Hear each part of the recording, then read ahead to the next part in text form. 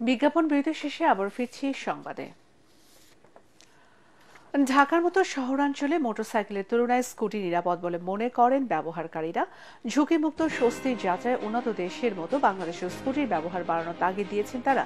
সকালে রাজধানীর মানিক মিয়া এভিনিউয়ে এন্টর ক্লাব আয়োজিত সচেতনতামূলক স্কুটি র্যালি থেকে এ বার্তা দেন তারা।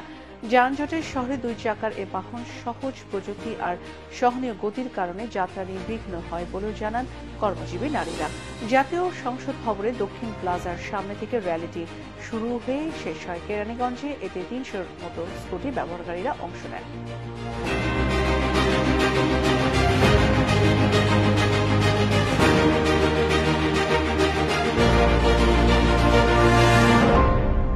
প্রত্যেকটা মেয়েরই স্কুটার বা বাইকে আসা উচিত, অন্তত নিজের একটা আলাদা শক্তির জন্য। ঢাকা শহরে চলবো সেইখানের জন্য স্কুটার হচ্ছে বেস্ট। কমফোর্ট যদি বলি এবং যদি ঝুঁকিমুক্ত বলি, স্কুটারটা অনেকটাই কাজ করে। বাসে যে হেসেলটা হই ওই হেসেলটা এখন আমরা হই না। হেলমেট পরে বাইক চালানো উৎসাহিত করার জন্যই আজকের এই রাইড।